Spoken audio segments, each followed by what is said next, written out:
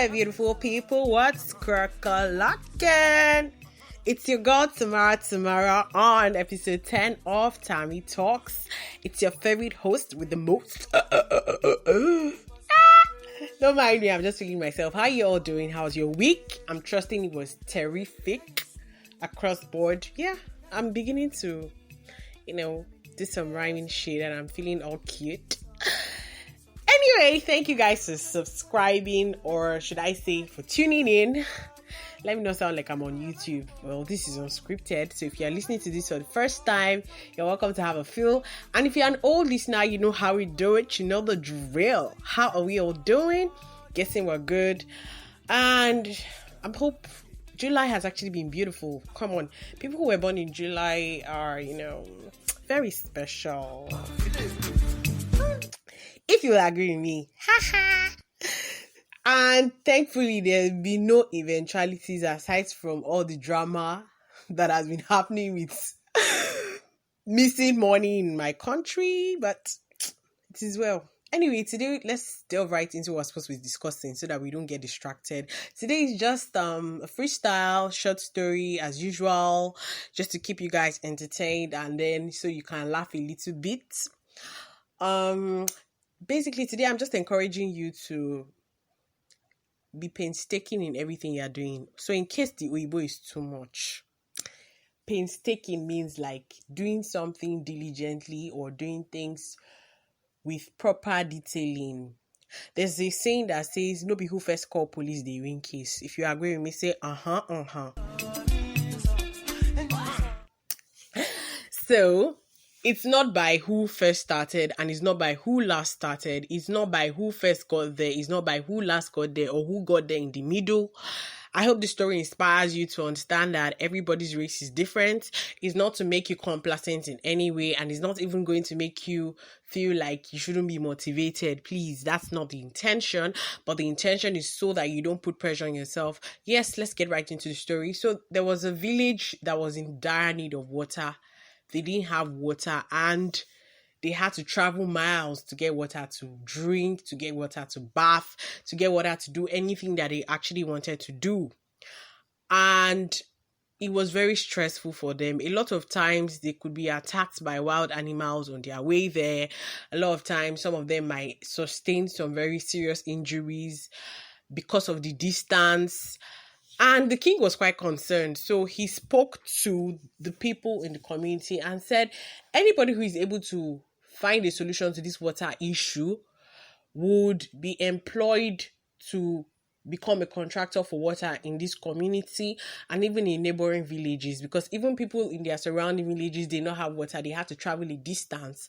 So it was like a plus for them, being that they were the ones who were going to make an easier way to get water.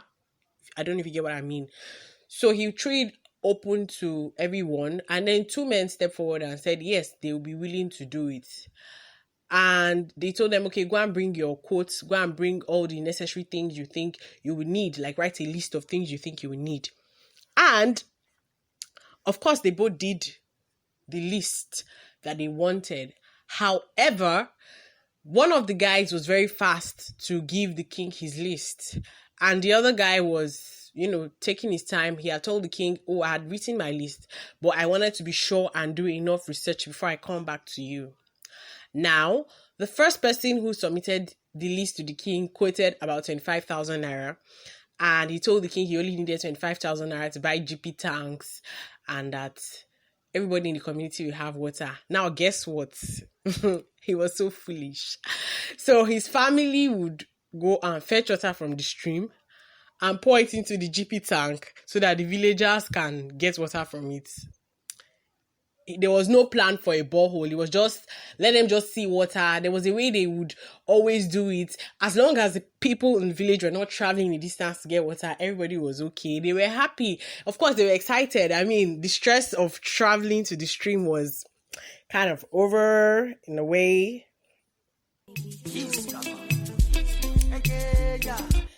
So they were doing this for months, and then at some point his family got tired and they're like, they can't continue to travel all the way, and they used to fetch water like towards evening time. So it was really stressful for all of them because they were also farming during the day, but they still pressed on. At some point, they got tired and then abandoned the project. So the king was curious as to why they abandoned it. They complained that it was a bit stressful for them and that they were using their own labor and the money that the king had given to them was not going to be enough. They were just complaining. And then this man who had also said he was going to be part of the project, that's the second man, now came to the king and quoted about 1 million naira to get everything done, thereabouts. And the king was like, wow, this is quite a lot compared to what the other guy had quoted. And he was able to explain to the king in details, painstakingly, like I said at the beginning of the, podcast. He was able to tell the king, okay, this is what I want to do. I want to ensure that there are boreholes. I want to ensure that people don't have to go to the stream at all. I want to ensure that there's always water. I will need to buy certain materials. I will need to contact certain engineers in Lagos and all of that. Basically, he had it all planned out, but it took him about 3 to 4 months to get to that point.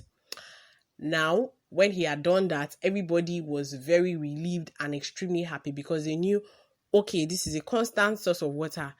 And people were now blaming the other guy for suffering them a while back and, blaming him that he wasn't smart and he didn't act smart, he didn't act intelligent and all of that.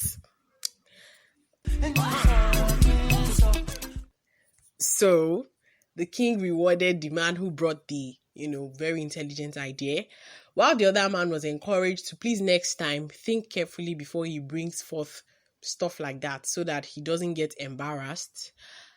And they both learned their lessons, basically.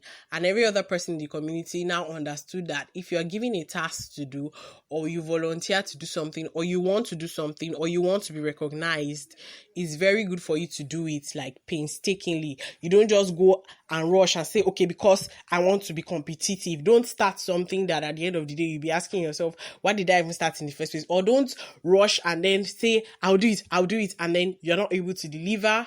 It's quite embarrassing when you say, okay, I can do something, and then you embarrass yourself. So I hope you've been able to learn one or two lessons. Did I just want to say two? No, two actually. Did I just want to say two? Well, I hope you've been able to learn 1 or 2 lessons from this whole story. If you did, let me see your comments in the comment section as usual. You can share, like, retweet, post, whatever you choose to do. As long as everybody gets the message, just don't be basic. Try as much as possible to put in extra efforts in everything you do so that people would actually recognize you for the right reasons. I'm not saying don't take the first move. You can take the first move, but ensure that whatever move you are making is in the right direction and ensure that you did the right thing to get to that point, okay? Thank you all for listening and do have a great week ahead and a new month to come. Thank ya and bye-bye. Jules, baby.